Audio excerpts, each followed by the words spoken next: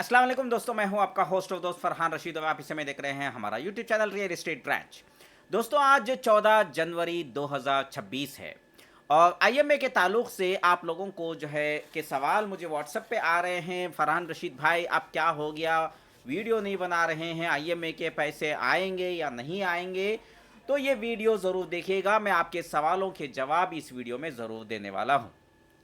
तो मेरे भाई बुजुर्ग और दोस्तों, आईएमए के सिलसिले में जो है कुछ दिनों पहले चंद आईएमए के इन्वेस्टर्स अमलन आदित्य बिस्वास साहब से मिलने गए थे और वहाँ पे कुछ हंगामा हुआ, मीडिया में हंगामा हुआ और जो है तरह तरह के जो है इल्ज़ामात कहो या कुछ एलिगेशंस कहो या मुझे नहीं समझ में आता है कि क्या कहूँ मैं। कहीं ना कहीं जो है जो नहीं करना है वो कर देते हैं कुछ लोगों के चिकनी चिकनी बातों में आके। जी हाँ दोस्तों, मैं सही कह रहा हूं। आईएमए के इन्वेस्टर्स अमलन आदित्य बिस्वास साहब जो आईएएस ऑफिसर हैं, जो आईएमए के केस के स्पेशल ऑफिसर हैं, उनसे मिलने गए। ये बहुत अच्छी बात है, इससे मुझे कोई जो है लेना देना नहीं है, इससे कोई एतराज़ नहीं है, अच्छी बात है। ये हमें जद्दोजहद करना ज़रूरी है। वो नहीं मिले उसकी वजह क्या हो सकती है ये हमें जानना ज़रूरी है।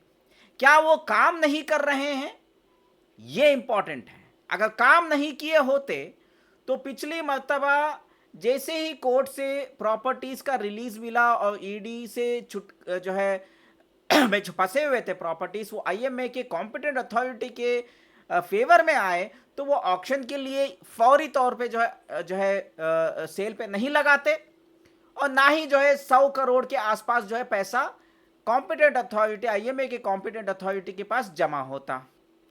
अगर वो काम नहीं कर रहे होते, उन्होंने काम किया, अल्हम्दुलिल्लाह, उनका शुक्रिया अदा करना चाहिए। उन्होंने काम करने के वजह से अल्हम्दुलिल्लाह अभी जो है करीब करीब सुनने में आता है 100 से 150 करोड़ के बीच में आईएमए के कॉम्पिटेंट अथॉरिटी के पास या तो पैसा पड़ा है या तो बहुत जल्द प्रॉपर्टी रजिस्टर करके उनके हाथ में पैसा आ जाएगा।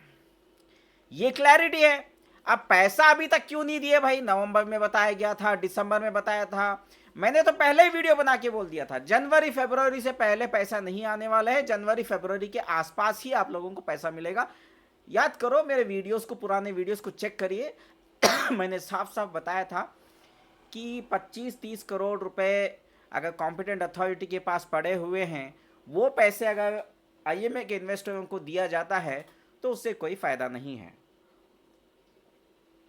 तो मैंने कहा था कि कम से कम जो है 200 करोड़ के प्रॉपर्टीज जो है ऑक्शन में सक्सेसफुल हो जाए, तब जाके अगर पैसा देती है कॉम्पिटेंट अथॉरिटी आईएमए के इन्वेस्टरों को, तो कुछ ना कुछ आप लोगों के ज़रूरतों के लिए फ़ायदा हो सकता है। वरना जो है 4 आने मिलेंगे, 4 आने का क्या करेंगे? वो तो आधे घंटे में ख़त्म हो जाएंगे। थोड़ा ऐसा पैसा मिले आपको जिससे आप आगे की ज़िंदगी के लिए कोई ना कोई एक अच्छा काम करो। मसलन के तौर पे अभी देखिए, पिछले 6-7 महीने से मैं गोल्ड की बात नहीं कर रहा हूँ, सिल्वर की बात कर रहा हूँ। सिल्वर का रेट रोज़ाना बढ़ रहा है। जस्ट एक 8 दिन पहले मैंने सिल्वर का प्राइस देखा था और 1,000 रुपये की जो सिल्वर की वैल्यू है, 5 ग्राम जो है 1,100 रुपये हुआ करता था। वही सिल्वर आज 1,500 रुपये है। 1,100 से 1,500 रुपये, 400 रुपये का डिफरेंस आया 5 ग्राम सिल्वर का। तो मैं ये नहीं कह रहा हूँ कि आप सिल्वर खरीदो या गोल्ड खरीदो, कहीं ना कहीं एक अच्छे काम में मोटा पैसा आएगा तो काम आ सकता है। तो ऑक्शन में कुछ प्रॉपर्टियां बिकी और मैक्सिमम प्रॉपर्टियां नहीं बिकी हैं। फिर से दोबारा से जनवरी 28 के आसपास जो है ऑक्शन के लिए प्रॉपर्टीज फिर से ऑनलाइन में कर्नाटका की प्रोक्योरमेंट वेबसाइट में लगाई गई है। इंशाल्लाह देखते हैं कि 28 जनवरी को क्या रिजल्ट इसका मिलता है। क्या आईएमए के प्रॉपर्टीज बिकते हैं, क्या होता है, कितने की बिकी, ये सब तमाम चीज़ें देखते हैं। अब बात यह है कि आपका सवाल जो मुझे व्हाट्सएप पे आ रहा है, क्या फरहान रशीद भाई आपने कहा था जनवरी या फरवरी में आ जाएगा, तो क्या फरवरी में आ सकता है? क्योंकि जनवरी तो आ गया।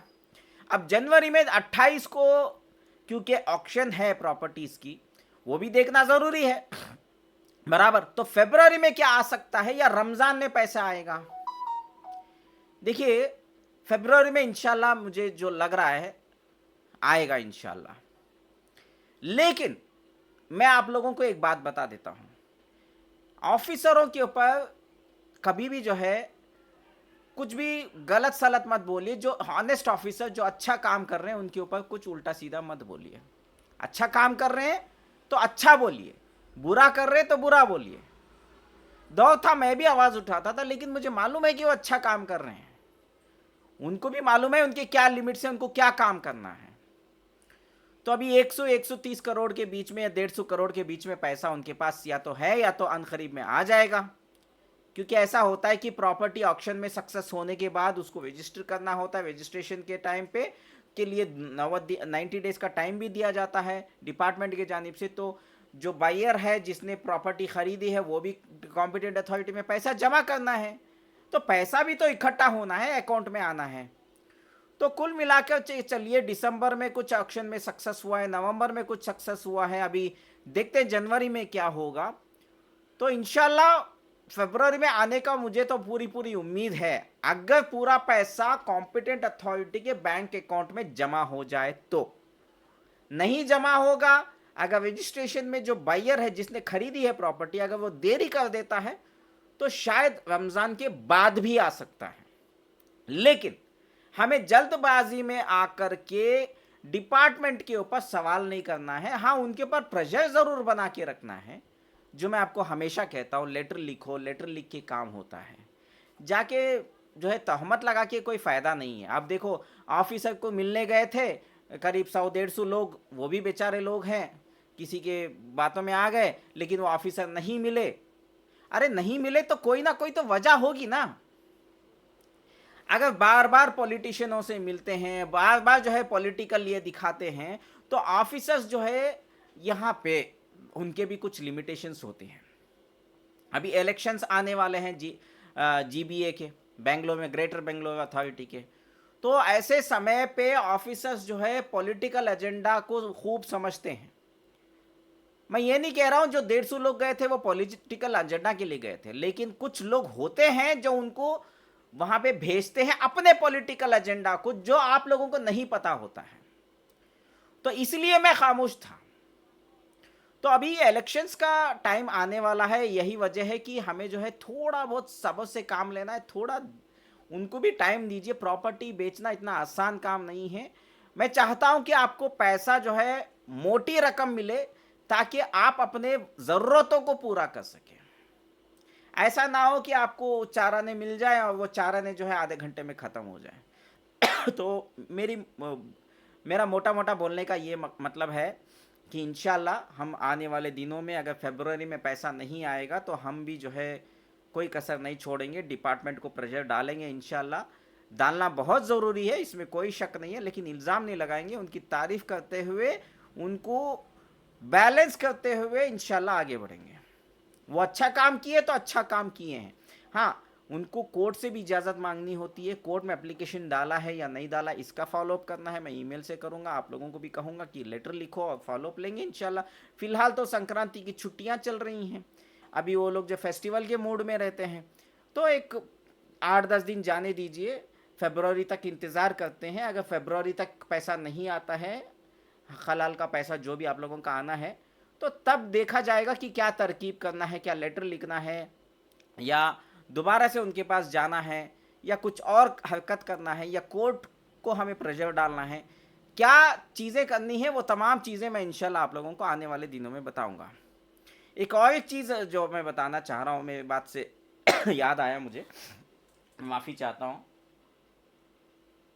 देखिए मेरे भाइयों, बुजुर्गों, दोस्तों, अमलान आदित्य बिस्वास साहब ने कुछ महीनों पहले कुरान का जिक्र किया था, आईएमए के कुरान के बारे में बताया था।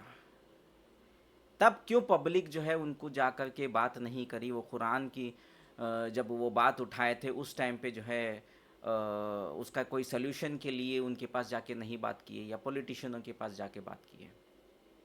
आपको पता है कुरान के बारे में जब उन्होंने बताया था कि महफूज रखा है, कुरान जो है बहुत पाक किताब है और मजहबी किताब है, और इसके लिए उन्होंने वक्फ बोर्ड को लेटर लिखा है करके भी बोला था। तो हम लोग जो है सिर्फ पैसे के लिए फॉलो अप करते हैं, हमें सिर्फ पैसे से मतलब है। कुरान के बारे में जब बात उन्होंने उठाई, क्या किसी ने उनकी बात की इज्जत करी? क्या किसी ने उनकी बात पर जो है गौर करी? क्यों हम लोग जो है जा करके इस मुद्दे को उस टाइम पे हल नहीं किए 6-7 महीने पहले? अभी हाल ही में 1 महीना पहले आपको अपडेट आई होगी कुरान के बारे में, मैं भी वीडियो में डाला था कि आईएमए के जो कुरान के जो किताबें हैं वो जो है किसी गुजरे में डाल के जो है डाल दिए थे, किसी कबाड़ी वाले के पास मिले। वो तो अच्छा हुआ कि कुछ अल्लाह के नेक बंदे जो है गए और उसको जो है 2 लाख रुपए कुछ पैसा जो है जो वो बंदे ने जो स्क्रैप में खरीदा था उसके पास जा कर के पैसे दे करके वो ले लिए, और उसको सही हिफाजत से लेकर के जाके वो जहां उसको पहुंचाना चाहिए था वहां पे पहुंचा है। लेकिन हम 55,000 इन्वेस्टर्स क्या कर रहे थे? मेरा ये सवाल है। तो क्या अमलाना आदित्य विश्वास साहब को जो दर्द था वो हम में नहीं है? वो गैर मुसलमान हो के हम लोगों के लिए वो हम लोगों से वो अपील किए थे। आप देखिए सलाम टीवी में इंटरव्यू आया था उनका कुछ महीने पहले, 6-7 महीने पहले। वही सलाम टीवी के इंटरव्यू में आप लोग 150 लोग गए और ऑफिसर हमसे मिलने से मना कर रहा है, ये वो करके हंगामा कर रहे हैं। तो हमें पैसा सबसे बड़ा चीज़ है या कुरान हमारे लिए चीज़ है? अल्लाह की किताब हमारे लिए अहमियत ज़्यादा देती है पैसा? पैसा तो आएगा, वो भी बहुत ज़रूरी है, लेकिन हमें अहमियत किसके लिए देना है? मैं यही वजह है कि मैं मतलब इतने दिनों से जो है मैं देख रहा हूं कि हम लोगों को जो चीज़ पे आवाज़ उठानी चाहिए वहां पे कोई नहीं आता है। हाँ, हमारे हक हलाल के पैसे के लिए आवाज़ उठाने के लिए भी नहीं आते ज़्यादातर लोग। जब कुरान की बात आती है आवाज़ उठाने की ज़रूरत ही नहीं थी, खुद जो है वो ऑफिसर तैयार थे वो आवाम को देने के लिए, महफूज रखने के लिए। तो वो बात को हम क्यों सीरियसली नहीं लिए? आई बात समझ में आ रही है? तो वो ऑफिसर अगर हमसे मिलने से मना कर रहे हैं तो हो सकता है वही गुस्सा निकाल रहे हो हमारे ऊपर। क्या उनका गुस्सा जायज़ नहीं है? मुझे तो ये लग रहा है कि वही कुछ होगा। उन्होंने जाहिर तो नहीं किया है, लेकिन मुझे तो ऐसे ही लग रहा है कि कुरान को लेकर ही कुछ उनकी नाराज़गी है। यही वजह है कि वो उस दिन जो है आप लोगों से, आईएमए के इन्वेस्टरों से मिलने से थोड़ा बहुत पीछे हट रहे थे। वो ऑफिसर है भाई, उनको भी कानून पता है, कब मिलना है, किससे मिलना है, क्या करना है, तमाम चीज़ें उनको पता ही है। बताइए आप।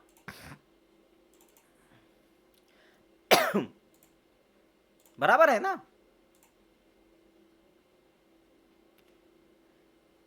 तो देखते हैं इंशाल्लाह क्या होगा करके।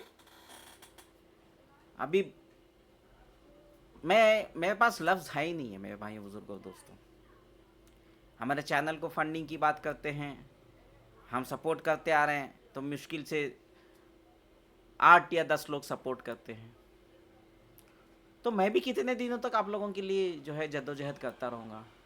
मेरा घर बार भी तो देखना होता है, मुझे भी तो अपना कुछ करना है, बराबर? चलिए वो भी छोड़ दीजिए, अल्लाह के वास्ते में हम आपके लिए खिदमत कर रहे हैं, अच्छी बात है। जब तक जो है हम कर सकते हैं करेंगे आपके लिए, लेकिन कम से कम जो है इस चीज़ में तो साथ दीजिए।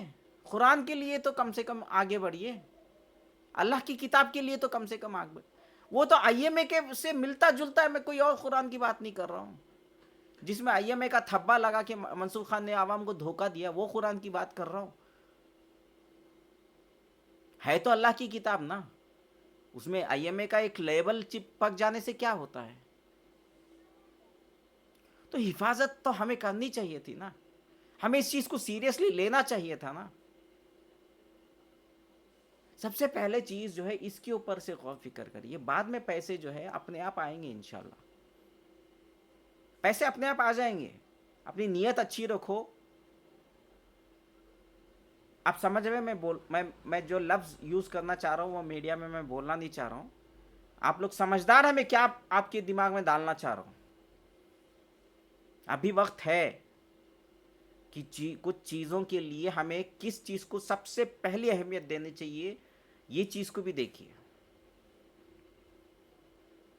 खैर, वक्त ज़्यादा हो रहा है, मैं आपसे माफ़ी चाहता हूँ, दुआ में याद रखें और इस वीडियो को खूब वायरल करें और कमेंट्स में बताइए कि मैंने जो आपसे सवाल किया है क्या वो सही सवाल है या आप लोगों को कुछ चुभती है। यहाँ पे बोल दी कि मैं फरहान रशीद गलत बोल रहा है, बेकार की बातें कर रहा है, बोल दीजिए, मैं फिर नहीं बोलूँगा।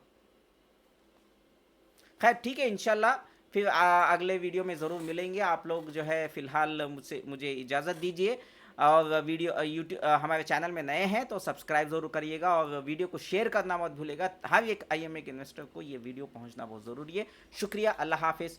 आपका फरहान रशीद, मुस्लिम ब्लॉगर।